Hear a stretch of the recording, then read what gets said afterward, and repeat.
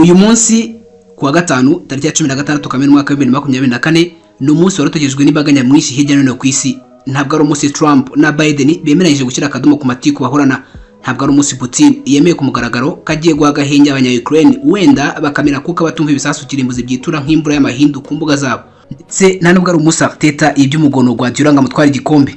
Yewe si n'umunsi Netanyahu na leta ya Israel byatanze agahenge ku banya-Palestine. Si umunsi ya Gopondati. Aha ibyo we nibirebire sinabivamo nanjye ndatambikanwa na babandi bamwishongoyeho. Mbere yo kuri iyo mihana yose ngo nkubanuka isi ngahi Burayi, Amerika na Oceania kawa muhanzi kambaze nibariza abakunzi ba ruhago iki kibazo. Ubundi uyu munsi tariki ya 16 Ukamena uyu mwaka ivuze iki ku bakunzi ba ruhago? Benshi bati ni itangiro ry'ibyishimo byacu, ndetse wenda hari n'abahise bongeraho isaha y'isa 3 uyu munsi bati nibwo amashitani atukura ari buze guhabwa isizo, ubundi agakata ku mugaragara gatindi gasane kakagozi katubuzaga ibyishimo, ubundi buri weekend ikibera enjoy gusa.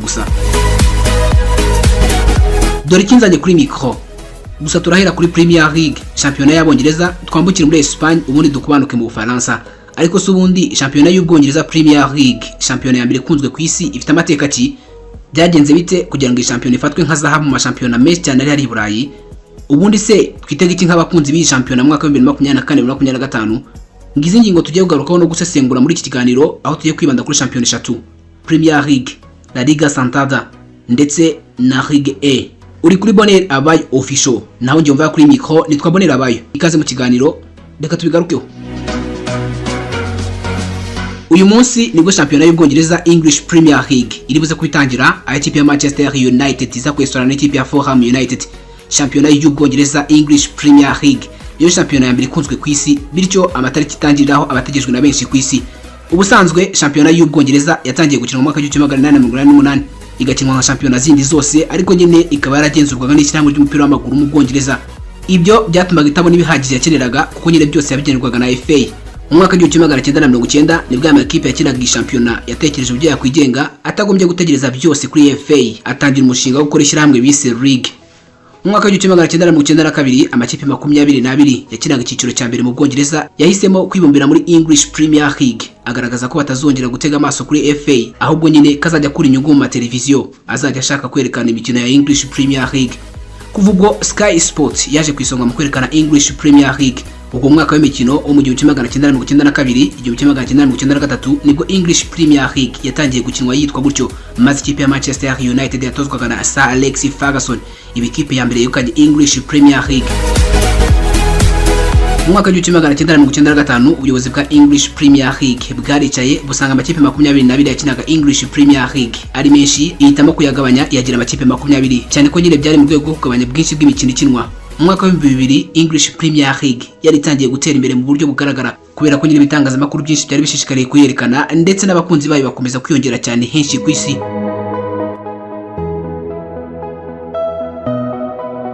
Mu 2003 abarwi bari bashishikariye kugura amakipe yo mu Bwongereza, aho bari bizeye ko nyine azajya bafasha kumenyekanisha ibikorwa byabo. Icyo gihe Roman Abramovich ukomoka mu Burusiya yaguze ikipe ya Chelsea the Blues. Chelsea ikimara kugera mu biganza bya Roman Abramovich byayisabye umwaka umwe gusa ngo ibari ikipe ikomeye, kuko nyine mu mwaka w'imikino wa 2024-2025 yahise yegukana English Premier League. Icyo gihe yatozwaga na Jose Mourinho. Mu mwaka wa 2008 umunyakatar Sheikh Mansour yaguze ikipe ya Manchester City, maze nawe nyuma y'imyaka 3 gusa abakize mu makipe azi gutwara ibikombe. Mu mwaka w'imikino 2011-2012 nibwo ikipe ya Manchester City yegukanye English Premier League yayo ya mbere. English Premier League byakunzwe kuvuga ko nta kipe ibamo ntoya, ku isaha n'isaha buri kipe yagutsinda. Mu mwaka w'imikino wa 2015-2016 Leicester City yatozwaga na Claudio Ranieri yegukanye iki gikombe, nyamara yari maze umwaka umwe gusa uvuye mu cyiciro cya kabiri. Mu mwaka w'imikino 2019-2020-2021 ntabwo byagenze neza muri English Premier League, kubera ko nyine itabonye inyungu yari isanzwe ibona, kuko nyine isi yose yari imaze kuzahazwa n'icyorezo cya COVID-19. Ukurikije uburemere bwa English Premier League, amakipe ane ya mbere abagomba kwitabira UEFA Champions League. Kugeza ubu kuva yakitwa English Premier League nizo zatwaye iki gikombe inshuro nyinshi, ikipe ya Manchester United kuva iki gikombe cyakitwa English Premier League imaze kugitwara inshuro 13, nubwo ifite Premier League zigera kuri 20, naho ikipe ya Manchester City ikagitwara inshuro 9 nyuma y'uko cyitwa English Premier League. Kuva mu 1992 kugera mu mwaka wa 1994 no kuvuga seze ebyiri ikipe ya Manchester United yakibitseho. Sezo mwaka w'igihumbi kimwe magana cyenda mirongo icyenda na kane mirongo icyenda na gatanu ikipe ya Blackburn Rovers ikibikaho. Mu gihumbi kimwe magana cyenda mirongo icyenda na gatanu mirongo icyenda na gatandatu ikipe ya Manchester United yakibitseho. Muri mirongo icyenda na gatandatu mirongo icyenda na karindwi ikipe ya Manchester United ikibikaho. Mu gihumbi kimwe magana cyenda mirongo icyenda na karindwi kugera mu gihumbi kimwe magana cyenda mirongo icyenda n'umunani ikipe ya Arsenal The Gunners ikibikaho. Sezo y'igihumbi kimwe magana cyenda mirongo icyenda n'umunani kugera mu gihumbi kimwe magana cyenda mirongo icyenda n'icyenda ikipe ya Manchester United igitwara inshuro 3 zikurikiranya kugera mu mwaka wa 2001. Sezo y'umwaka wa 2001 2002 ikipe ya Arsenal The Gunners irongera gitwara. Mwaka wa 2002 2003 ikipe ya Manchester United irakisubiza. Mwaka wa 2003 sezo y'umwaka wa 2003 2004 ikipe ya Arsenal The Gunners ikora sezi itabaho aho yatwaye iki gikombe cya English Premier League idatsinzwe uretse umukino umwe wonyine yanganye n'ikipe ya Manchester United. Imyaka yari ikurikiyeho ibiri kuva muri sezo y'umwaka wa 2004 kugera sezo y'umwaka wa 2006 ikipe ya Chelsea the Blues yibitse iki gikombe inshuro ebyiri zose zikurikiranya. Sezo y'umwaka wa 2006 kugera mu mwaka wa 2009 ikipe ya Manchester United igitwara nacyo inshuro 3. Sezo y'umwaka wa 2009 2010 ikipe ya Chelsea the Blues igaruka mu mujyo itwara iki gikombe. Sezo y'umwaka wa 2010 2011 ikipe ya Manchester United irongera kisubiza. Mu mwaka wa 2011 2012 ikipe ya Manchester City iragitwara. Mu mwaka wa 2012 2013 ikipe ya Manchester United irongera gitwara. Mu mwaka wa 2013 2014 Manchester City nayo irakisubiza. Mu mwaka wa 2014 2015 ikipe ya Chelsea the Blues nayo ibika iki gikombe. Ikipe ya Leicester City izakaruka mu mujyo. Mu mwaka wa 2015 2016 twari iki gikombe. 2016 2017 ikipe ya Chelsea the Blues yongera kisubiza aho yari giheruka mu mwaka wa 2015. 2017 kugera mu mwaka wa 2019 ikipe ya Manchester City igitwara inshuro ebyiri zikurikiranya. Mu mwaka wa 2019 2020 ikipe ya Liverpool The Cops. Kuva mu mwaka wa 2020 kugeza muri sezo yashize y'umwaka wa 2023-2024 ikipe ya Manchester City yagitwaye inshuro enye zose zikurikiranya. Gusa nubwo bimeze bityo ikipe ya Manchester United niyo yegukanye English Premier League nyinshi kuko nyine ifite ibikombe bya English Premier League 20 aho ikipe igwa mu mugongo n'ikipe ya Liverpool The Cops ifite ibikombe 19. Ikipe ya Manchester City ni iheruka kwegukana English Premier League inshuro enye nko nabigarutseho. Umwaka w'imikino 2024-2025 muri English Premier League uzaba ugizwe n'amakipe 20. Ayo makipe ni Arsenal The Gunners, ikipe ya Aston Villa, Bournemouth, Brentford, Brighton and Hove Albion, Chelsea the Blues, Crystal Palace, Everton, Fulham, Ipswich Town, Leicester City, Liverpool, Manchester City, Manchester United, Newcastle United, Nottingham Forest, Southampton, Tottenham Hotspur, West Ham United ndetse na Southampton Wanderers. Mu makipe 20 zakina English Premier League ikipe ya Southampton, Leicester City ndetse na Ipswich Town ntabwo zari zihari mu mwaka w'imikino 2023-2024. Izi zazamutse mu cyiciro cya mbere zisimbura ikipe ya Luton Town, ikipe ya Burnley ndetse n'ikipe ya Sheffield United zasubiye mu cyiciro cya kabiri. Muri English Premier League hategerejwe inkundura mu makipe yiyubatse azaba hatanira igikombe cya English Premier League. Amakipe atangira champion inshuro nyinshi yifuza igikombe ndetse menshi bakira mu bakandida ni ikipe ya Manchester United, Manchester City, Arsenal, Chelsea ndetse na Liverpool. Kujyana n'igikombe cy'uyu mwaka ikipe ya Arsenal na Manchester City zishobora kongera gukubana nkuko zimaze imyaka 2 zibikora kubera ko nyine zifite imbaraga z'abakinnyi bazifashije muri iyo myaka 2 yose zimaze zihanganye. Manchester United imwe mu makipe amaze imisi yubaka kurenza andi makipe yo mu Bwongereza nayo ishobora gutungurana ikaza mu makipe azaba hangana ndetse ashakira igikombe hasi hejuru dore ko imaze imyaka 11 yose tazi ko igikombe gisa. Southampton ndetse na Leicester City na Ipswich Town zazamutse mu cyiciro cya kabiri nkuko zazamutse mu cyiciro cya mbere zizaba zifite akazi gakomeye ko kurwana no kudasubirayo cyane cyane ko nyiri zari zarazamutse mu mwaka wa 2023 arizo Luton Town, Burnley ndetse na Sheffield United zasubiye mu cyiciro cya kabiri.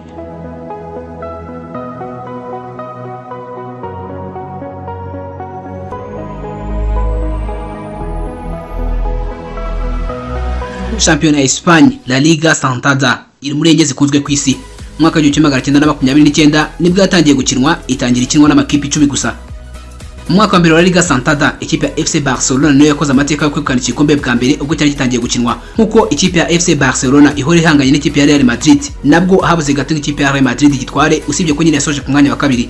Kuva mu 1929 kugera mu 1950 ni imyaka yihariwe n'ikipe ya Real Madrid, FC Barcelona na Atletico Bilbao. Gusa Atletico Bilbao niyo yagaragaje imbaraga zidasanzwe muri icyo gihe.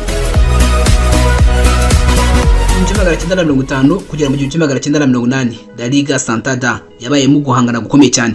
Guhera mu mwaka wa 1950 Real Madrid niyo yigaruriye umupira wa Espagne ndetse n'uw'Iburayi muri rusange. Icyo gihe Real Madrid yari itangiye kwegukana ibikombe bya Europa Cup isigaye yitwa kuri ubu ngubu UEFA Champions League. Muri iyo myaka kandi iyi kipe yari ifite abakinnyi bakomeye nka Alfredo Di Stefano na French Puskas.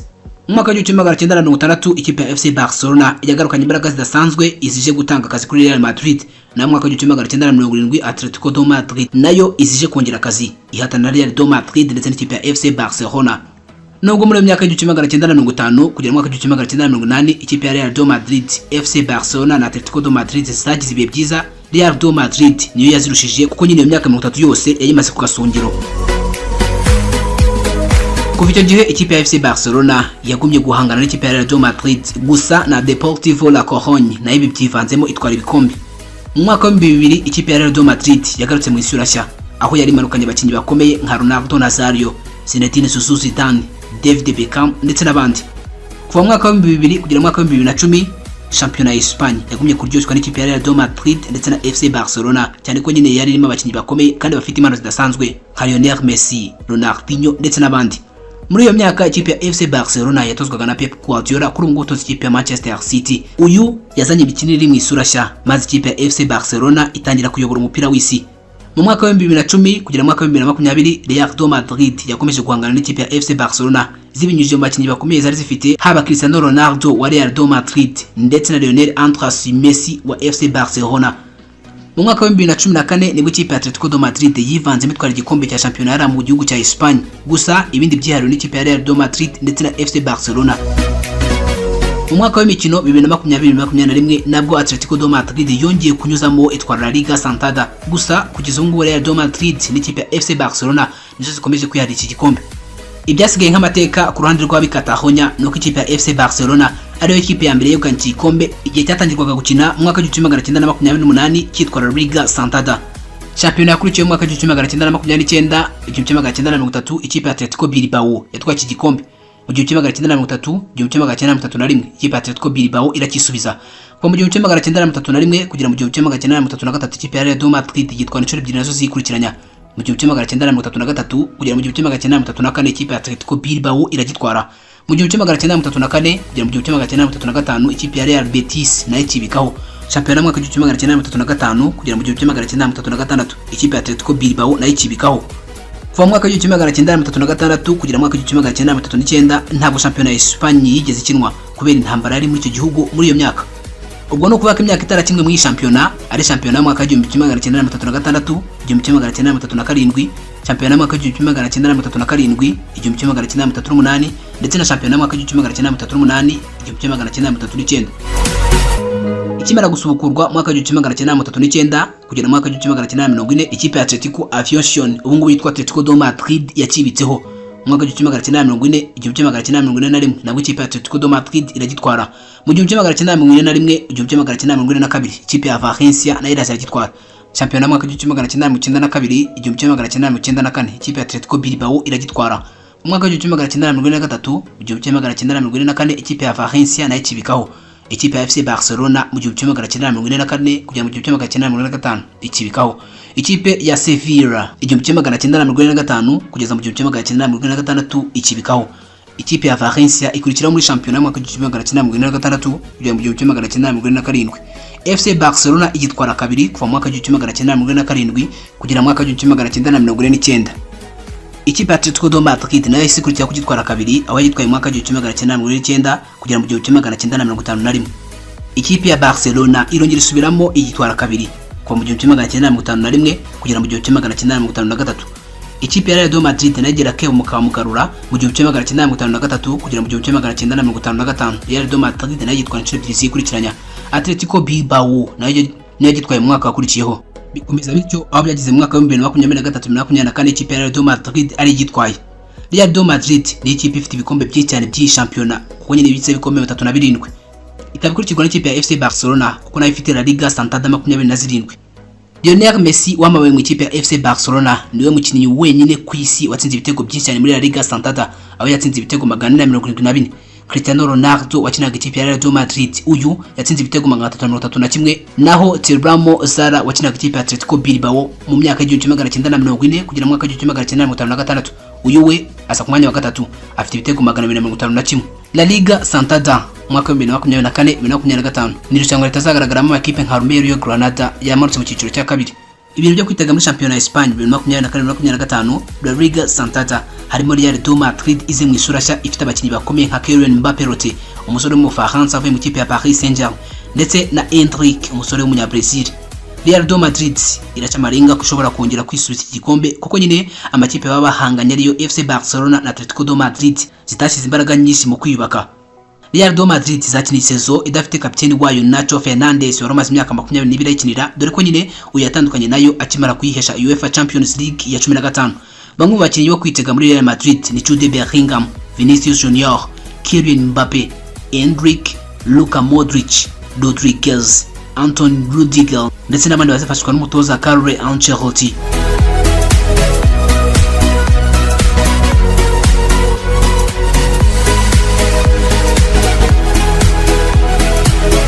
FC Barcelona nayo ni indi kipe imaze igihe ivugwaho ubukene budasanzwe bikaba byarayikomye. FC Barcelona ni ikipe imaze igihe ivugwamo